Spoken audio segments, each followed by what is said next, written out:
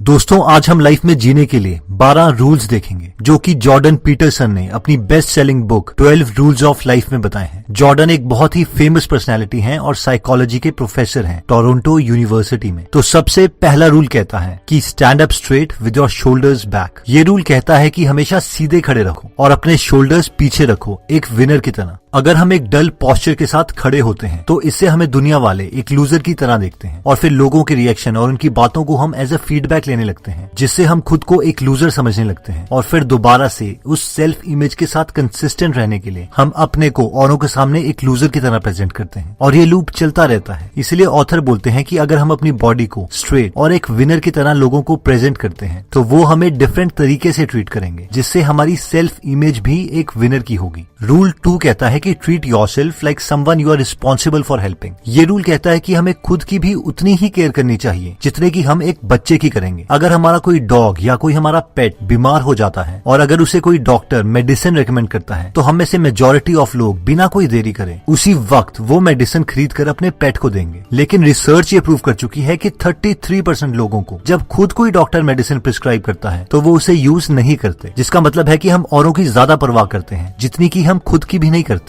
Rule 3 आता है make friends with people who want the best for you. ये rule कहता है कि उन्हीं से दोस्ती करो जो लोग बुरे वक्त में आपकी मदद करें। कंपनीज में ज्यादातर देखा गया है कि किसी अंडर अचीवर को एक हाई परफॉर्मिंग टीम में डाल दिया जाता है, ये सोचते हुए कि उस अंडर अचीवर की परफॉर्मेंस भी टीम में और लोगों की तरह इंप्रूव हो जाएगी। मगर स्टडीज ये बार बार प्रूव कर चुकी है कि ज्यादातर केसेस में अंडर अचीवर की बुरी आदतें टीम को डिक्लाइन करती है, ना कि इम्प्रूव। इसलिए ऑथर कहते हैं कि अपने नए दोस्त बनाने के लिए हमें बहुत चूजी होना पड़ेगा। इसका मतलब ये नहीं है कि हम मतलबी हो गए हैं, क्योंकि हेल्प करना फ्रेंडशिप में दोनों तरफ से होता है। जब हम लो फील कर रहे होते हैं, डीमोटिवेटेड फील कर रहे होते हैं, तो हमारे दोस्त हमें मोटिवेट करेंगे और जब वो लो एनर्जी स्टेट में हैं, तो हमारा भी फर्ज बनता है कि हम उन्हें याद दिलवाएं कि उनमें बहुत कैपेबिलिटी है और वो किसी भी डिफिकल्ट स्टेज को पार कर सकते हैं। रूल 4 आता है compare yourself to who you were yesterday not with someone else. ये रूल कहता है कि अगर हमें लाइफ में प्रोग्रेस करनी है तो अपनी आज की परफॉर्मेंस को अपनी कल की परफॉर्मेंस के साथ कंपेयर करो, ना कि किसी और की परफॉर्मेंस के साथ। ऑथर बोलते हैं कि इस धरती में 7 बिलियन लोग हैं और बहुत सारे लोग आपसे आपकी ही फील्ड में अच्छे होंगे, और अगर हम अपने को औरों से कंपेयर करते हैं तो हर वक्त हमारे पास दुखी होने का रीजन होगा। फॉर एग्जाम्पल, अगर आप अपने को अपने दोस्तों के साथ कंपेयर करते हैं और देखते हैं कि आपके फ्रेंड्स आपसे बहुत ज्यादा फाइनेंशियली अच्छे हैं, तो आप अपने को एक कंप्लीट फेलियर मान सकते हो। लेकिन अगर आप अपने को देखो कि आपने पिछले साल के कंपैरेटिवली इस साल अपनी फैमिली के लिए बहुत कुछ किया, तो यही बात हमें बहुत पॉजिटिव एनर्जी दे सकती है। रूल 5 आता है do not let your children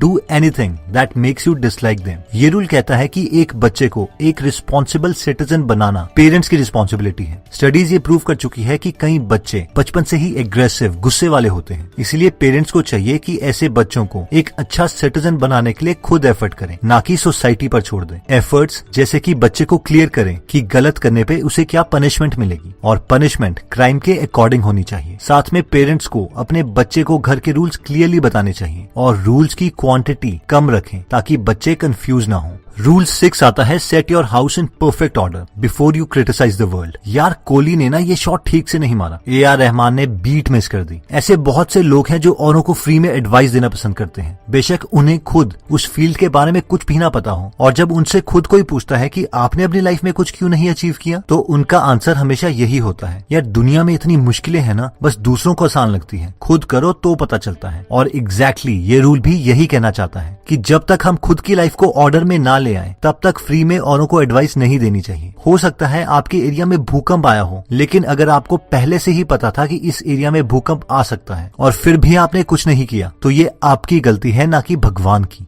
rule 7 कहता है कि एक मीनिंगफुल लाइफ जियो, ना कि सिर्फ अपनी खुशी के लिए। आपने ये बंदर की कहानी जरूर सुनी होगी। एक बार बंदर को पकड़ने के लिए एक डब्बे में एक बिस्किट रखा गया। इस डब्बे में होल था जिससे बंदर अंदर खाली हाथ तो डाल सकता था, लेकिन बिस्किट को पकड़कर बंद मुट्ठी बाहर नहीं निकाल सकता था। और ऐसा ही हुआ, जब बंदर ने वो बिस्किट पकड़ा तो बंद मुट्ठी के कारण उसका हाथ बाहर नहीं निकल रहा था, लेकिन उसने अपनी लालच की वजह से उस बिस्किट को नहीं छोड़ा और फाइनली शिकारी के जाल में पकड़ा गया। इस स्टोरी का मॉरल ये है कि हमें भी अपनी लाइफ में रूल सेट करने हैं एक डिग्निटी वाली लाइफ जीने के लिए। उन रूल्स को किसी इमीडिएट खुशी के लिए कुर्बान नहीं करना है। रूल 8 आता है टेल द ट्रूथ और एटलीस्ट डोंट लाई। ये रूल कहता है कि झूठ मत बोलो, खास करके खुद से। फॉर एग्जाम्पल, अगर आपने सोचा हुआ है कि आप फॉरेन में मैरिज करेंगे, आप बहुत ही शानदार पार्टी देंगे, सारे फ्रेंड्स को बुलाएंगे, ये एक अच्छा गोल है, लेकिन हो सकता है कि हम खुद को ही बेवकूफ बना रहे हों, क्योंकि हो सकता है कि फाइनेंशियली अभी तक हमने इतना ग्रो नहीं किया है कि हम ये सब अफोर्ड कर सकें। ऐसी कई चीजें हैं जहाँ पर हम रियलिटी जानने के बावजूद खुद को बेवकूफ बना रहे होते हैं। इसका मतलब ये नहीं है कि हमें बड़े गोल्स नहीं रखने हैं, बल्कि इसका मतलब यह है कि हमें रियलिस्टिक और फ्लेक्सिबल गोल्स रखने हैं। जैसे जैसे हम लाइफ में ग्रो करेंगे, हमारा दुनिया को देखने का नजरिया बदलेगा और हो सकता है हमारे गोल्स भी बदल जाए। इसलिए हमें एटलीस्ट खुद से झूठ नहीं बोलना है।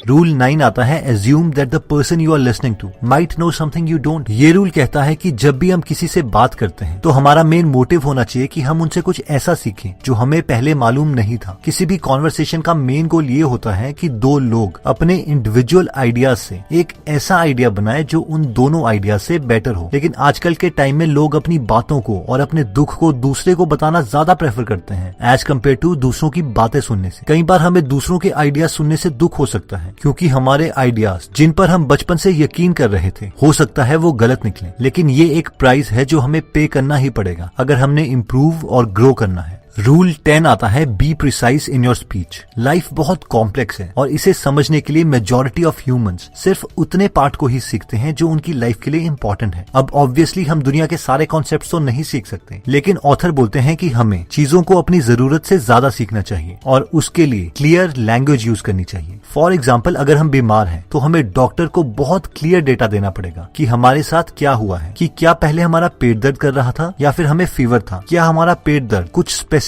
खाने के बाद हुआ और वो क्या चीज थी जो हमने खाई और पेट दर्द स्टार्ट हो गया, और वो क्या चीज थी जो हमने खाई। ज्यादातर बीमारियों को डॉक्टर्स इसीलिए डायग्नोज नहीं कर पाते क्योंकि पेशेंट्स उन्हें क्लियर डेटा ही प्रोवाइड नहीं करते। इसलिए ऑथर बोलते हैं कि इन इम्पोर्टेंट केसेस में हमें एकदम प्रिसाइज लैंग्वेज का इस्तेमाल करना चाहिए। रूल 11 आता है do not bother your children when they are skateboarding. इस रूल में बेसिकली ऑथर कहना चाहते हैं कि अपने लव्ड वंस को रिस्क के लिए प्रिपेयर करना एक ज्यादा बेटर ऑप्शन है एज कम्पेयर टू उन्हें वो रिस्की काम ही ना करने देने से, क्योंकि लाइफ में बहुत सारी चीजें हैं जो रिस्की हैं। इसके लिए मैं आपको अपनी लाइफ का एक पर्सनल एग्जांपल देना चाहता हूँ। अगर आपको याद होगा तो 2014 में हिमाचल प्रदेश मंडी डिस्ट्रिक्ट में 24 इंजीनियरिंग स्टूडेंट्स की पानी में डूबकर डेथ हो गई थी, क्योंकि वहां पर हाइड्रो प्लांट का टेररिस गेट खोल दिया गया था और ये बात स्टूडेंट्स को पता नहीं थी। अब इस इंसिडेंट के बाद मैक्सिमम पेरेंट्स ने अपने बच्चों को बताया कि उन्हें पानी के पास कभी नहीं जाना है और इवन उनसे प्रोमिसेस ली गई कि वो ऐसा कभी नहीं करेंगे। लेकिन मेरे एक रिलेटिव ने, जो कि पहले इंडियन नेवी में थे, उन्होंने अपने लड़के को पहले स्विमिंग सिखाई और एक दिन उसे रिवर के पास ले जाके धक्का दे दिया, सिर्फ ये देखने के लिए कि वो ऐसी सिचुएशन में कैसे रिएक्ट करता है। और एज एक्सपेक्टेड वो आराम से तैरकर किनारे में आ गया। ये एक बहुत ही कैलकुलेटिव रिस्क था, क्योंकि मेरे रिलेटिव अपने लड़के के साथ थे और अगर वो पैनिक करता तो वो उसे बचा लेता। अब पॉइंट ये है कि हर पेरेंट्स अपने बच्चे को प्यार करते हैं, लेकिन बेटर ऑप्शन क्या है? अपने लव्ड वंस को रिस्क से एकदम दूर रखना, जबकि कभी ना कभी उन्हें लाइफ में रिस्क आएंगे ही आएंगे, या फिर उन्हें रिस्क के लिए प्रिपेयर करना। रूल 12 आता है पेट अ कैट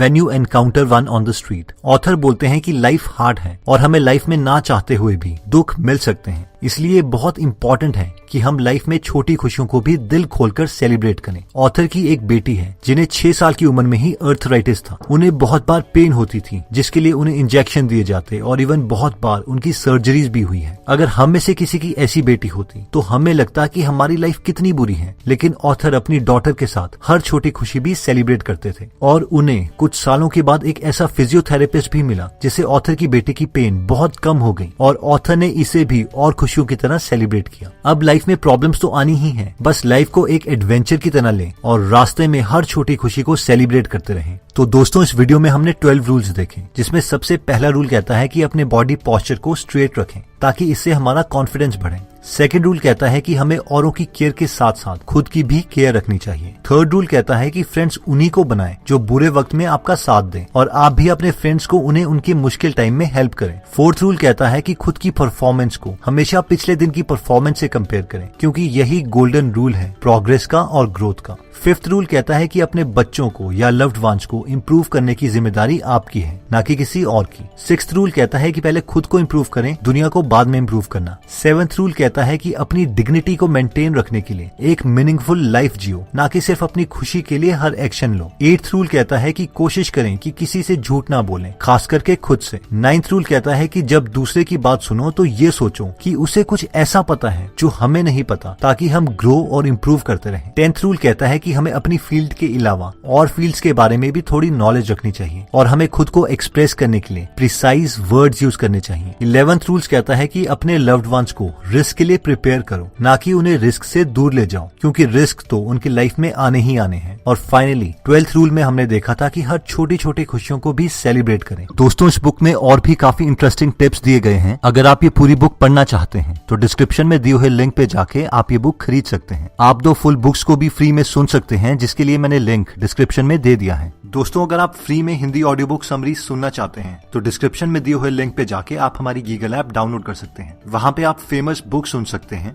जैसे कि the miracle morning, you can and you will, how to make friends and influence people, E myth revisited, 0 to 1, Chanakya Niti, the one thing, power of habit, wings of fire, the monk who sold his Ferrari and many more. और हर हफ्ते इस app में हम एक नई audio book summary डालते हैं। दोस्तों, कमेंट सेक्शन में आप बता सकते हैं कि आप नेक्स्ट वीडियो किस टॉपिक पर चाहते हैं, ताकि हमें भी फीडबैक मिले और उसी टॉपिक्स को हम कवर करें। इस चैनल को जरूर सब्सक्राइब कर लीजिए और बेल का बटन दबा दीजिए, ताकि आप ऐसी नॉलेजेबल वीडियोस कभी मिस ना करें। और इस वीडियो को लाइक जरूर कीजिएगा, ताकि हमारा कॉन्फिडेंस बढ़े।